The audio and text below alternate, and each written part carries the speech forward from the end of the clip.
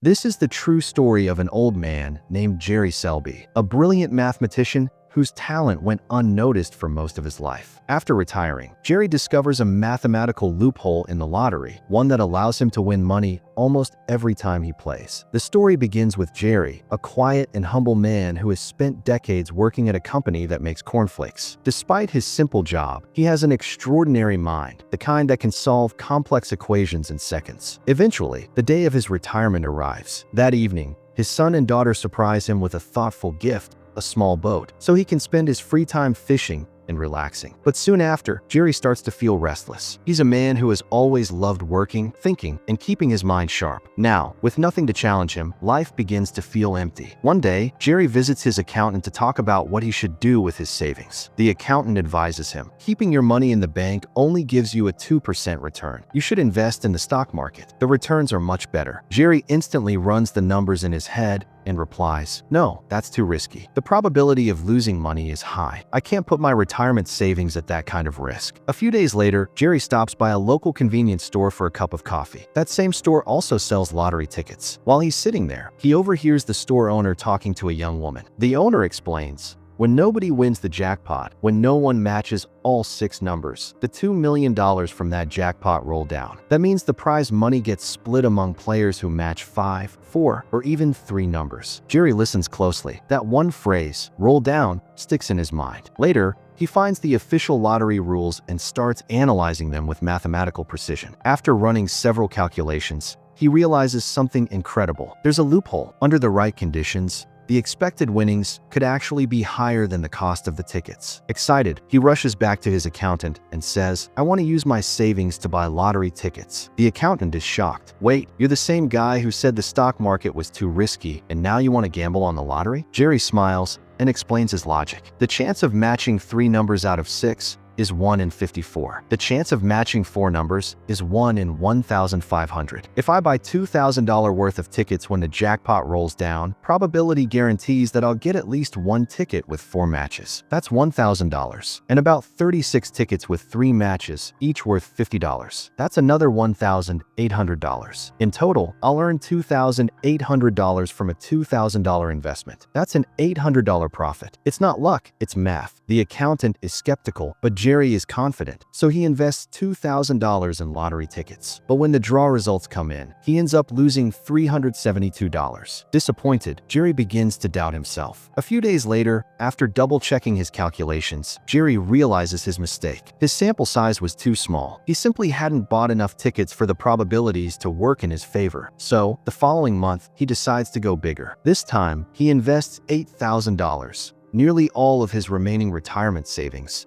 into lottery tickets. When the results are announced, Jerry sits in the same store, carefully calculating his winnings. After running the numbers for what feels like hours, he's stunned. His total profit comes to $15,700. Jerry takes the cash home and hides it inside a popcorn tin, not wanting his wife to find out. But soon enough, she discovers it and confronts him. Jerry admits, "I found a loophole in the lottery, and that's where this money came from." Instead of getting angry, his wife is amazed. Rather than stop him, she decides to join him in his unusual new venture. After proving that the loophole truly works, Jerry and his wife decide to try again the next month. They drive to the same store where he'd bought the tickets before. But when they arrive, they're shocked to see the lottery machine gone. The store clerk explains, "The state stopped selling that lottery game. If you want those tickets, you'll have to go to another state." Without hesitation, Jerry and his wife hop in the car and drive across the state line. After searching for a while, they finally find a small convenience store that still sells tickets for the windfall lottery. They meet the store owner and tell him, "We'd like to buy $16,000 worth of lottery tickets." The owner looks at them in disbelief. "That many tickets will take me at least 8 hours to print. I've got other customers, too. If you really want them, you'll have to print them yourselves." So, Jerry and his wife roll up their sleeves. For the next 8 hours, they sit beside the machine, printing thousands of tickets, one after another. That night, they check into a nearby motel surrounded by stacks of tickets and watch the lottery draw on TV. The next morning, they carefully check each ticket. After crunching the numbers, they realize they've made a $21,000 profit on their $16,000 investment. They're thrilled. Their system works flawlessly. As they drive back home, Jerry's wife turns to him and asks, "Do you think we're the only ones who found this loophole?" Jerry doesn't respond right away. He just smiles, lost lost in thought. At this point, the story shifts to Harvard University, where a bright but ambitious student named Tyler is working late in his dorm room. He's analyzing lottery patterns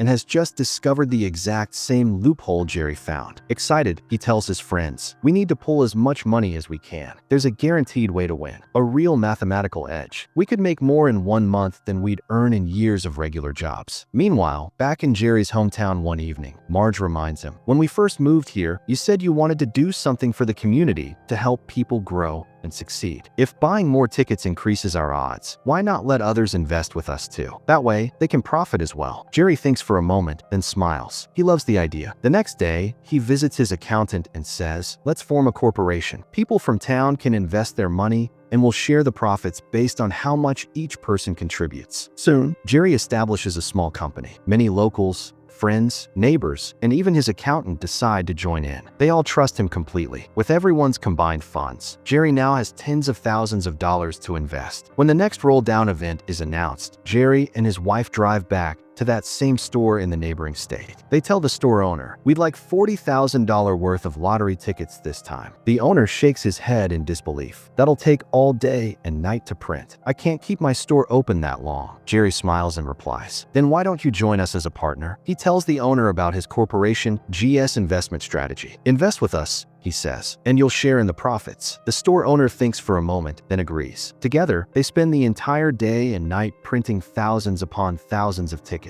When the draw results are announced, they hit big once again. The store owner is amazed. He's never seen anything like it. For the next several months, Jerry, his wife, and their small-town corporation keep doing the same thing. Every time there's a roll down, they travel to the other state, print mountains of tickets, and win again and again. Meanwhile, back at Harvard, Tyler and his group are also cashing in. In their very first roll down, they make a $50,000 profit. Since they come from wealthy families, they're able to invest even more money each time, multiplying their winnings dramatically. Then, one of Tyler's hacker friends uncovers something interesting. He says, "There's someone else out there doing the same thing, an old man in Michigan, and he's made way more money than us." Tyler narrows his eyes. "How do you know that?" The hacker smirks. "I hacked into the windfall lottery system. The data shows massive batches of tickets being sold from a single store, the same one, over and over again. That's how I know." Tyler realizes that printing that many tickets must take at least 2 or 3 days, which means whoever's behind it has to be there in person. So he and his friend decide to drive out there and see who it is. When they arrive, Jerry and his wife just happen to be at the store celebrating their wedding anniversary after another successful draw. Tyler walks straight up to them and says, "I know you know about the lottery loophole. I want you to invest with us. Together, we can control the entire game, and you'll still get your share of the profits." Jerry looks at him calmly and replies, "I'm not interested. I'm not doing this just for money." Tyler frowns, confused. Jerry continues, "I do this because I love the work. It keeps my mind sharp, and more importantly, I do it for my town, for the people who believed in me." He even offers Tyler and his group a chance to join him, but they refuse. Frustrated and insulted, Tyler storms out of the store with his friend. Meanwhile, at a local newspaper office, an editor tells one of his reporters, "I want you to dig into the lottery story. There's a man in Michigan who's made millions buying tickets. Find out who he is and how he's doing it." The reporter begins her investigation. Back in Jerry's town, life is changing. Thanks to the company he started, neighbors are paying off debts.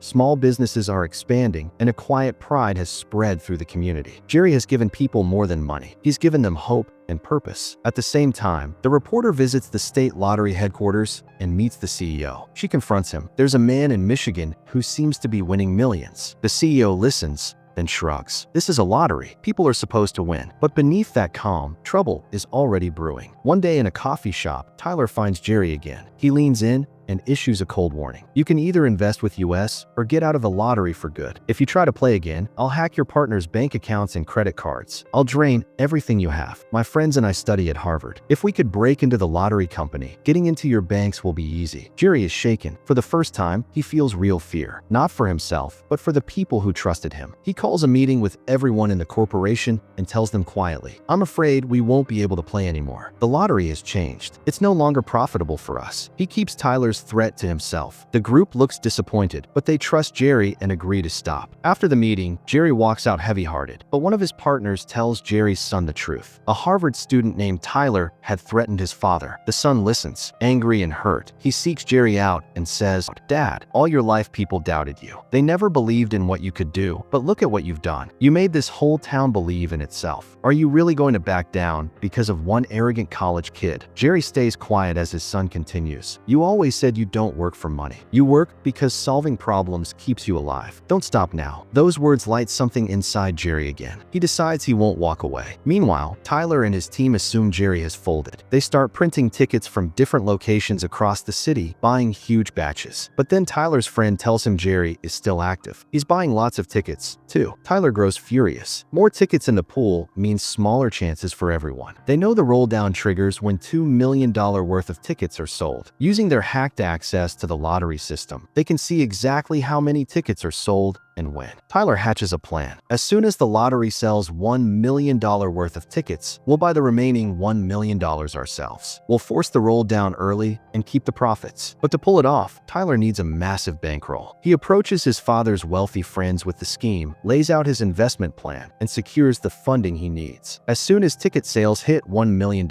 Tyler and his group buy up the remaining tickets, exactly as planned. When Jerry arrives to purchase his tickets, he is told, "Sorry, the roll down already happened. The quota is full." Jerry freezes. In that moment, he realizes what's happened. Tyler has used hacked lottery data to control the timing and shut him out. Determined to set things right, Jerry travels to Harvard University. He finds Tyler and his friends in their dorm room and looks at them calmly. "You think this is about money?" he says. "It's not. I never played to get rich. I played because I love the work. It gave me purpose, and it gave my friends and neighbors a chance to build better lives." Then his voice hardens. "But you're supposed to be studying. Your parents sent you here to learn, to build a future. Instead, you're wasting your time thinking about lottery numbers and scanning thousands of tickets. What will you do when the system changes and this loophole disappears? What then?" The students fall silent, ashamed. Jerry turns to leave, but his words linger long after he's gone. From there, Jerry heads straight to the Windfall Lottery headquarters. He meets with the company director and says, "Some students from Harvard have hacked your website. They know exactly how many tickets have been sold, and they're using that information to trigger early roll downs. That's unfair to everyone else." The director listens intently as Jerry adds, "If you release ticket sales data publicly every day, then everyone will have equal access to the information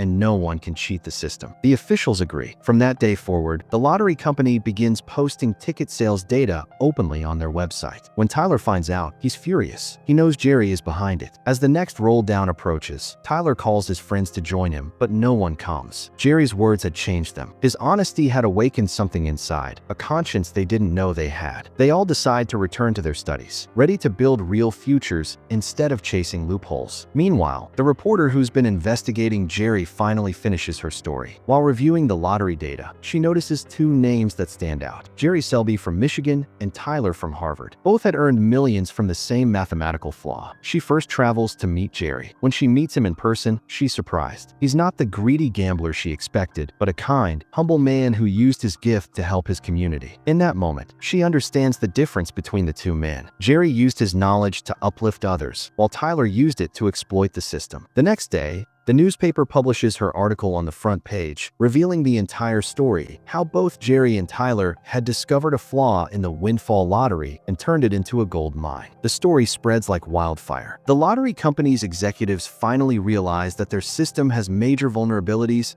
and they immediately announce a complete redesign of the game. Days later, when Jerry and his wife return to their usual store, the owner greets them with a heavy heart. "I'm sorry, Jerry," he says. "The company's canceled all our lottery licenses. We can't sell tickets anymore. The lottery has revoked the licenses of every store where Jerry and Tyler once played." At the same time over at Harvard, Tyler's father storms into his son's dorm room, holding the newspaper in hand. He throws it on the desk and says sharply, "You've done enough studying for now. Pack your things. You're coming home with me." Soon after the newspaper story breaks, television news channels pick it up. Anchors report, because of a flaw in the Windfall Lottery system, several people have earned massive sums of money, but the company has now decided to replace its software. Tonight's roll down will be the final one under the old system. But this time, Jerry and his wife aren't able to buy any tickets. That evening, Jerry sits quietly in his garden, lost in thought. The house is peaceful. From the doorway, his wife watches him for a moment, then turns to their daughter and says softly, "For your father, this was never about money. He loved the process, the numbers, the calculation, the challenge. Through it, he connected with people and helped them succeed. He always wanted to give something back to society, and in his own way, he did." Just then, the familiar sound of a car engine breaks the silence. A car pulls up outside. It's Jerry's accountant, the same man who once called his lottery idea crazy. Smiling, he says, "Everyone's waiting for you." Jerry follows him with his wife, and to his surprise, there's a crowd gathered. It's a celebration, a surprise party organized entirely in his honor. His son steps forward, grinning. "Dad, you didn't buy tickets this time because you thought you couldn't, but we did. All of us. We pulled our money, drove across the state, and bought tickets from every machine that was still running." Jerry's eyes widen. Then a loud rumble echoes from outside. Everyone turns to see a tractor slowly driving in, its trailer piled high, overflowing with boxes and boxes of lottery tickets. His eyes fill with tears, not from the thought of profit, but from the love and faith that surround him. For one last time, he gets to do what he loves most, sitting at a table with his wife, sorting through endless stacks of tickets, running calculations, checking numbers. As the night goes on, the community celebrates not just their winnings, but the joy and purpose Jerry brought into their lives. Finally, the film closes with real photographs of Jerry Selby and Marge Selby, the real-life couple whose extraordinary story inspired the movie. If you enjoyed this recap, hype the video, like the video, and subscribe to the channel.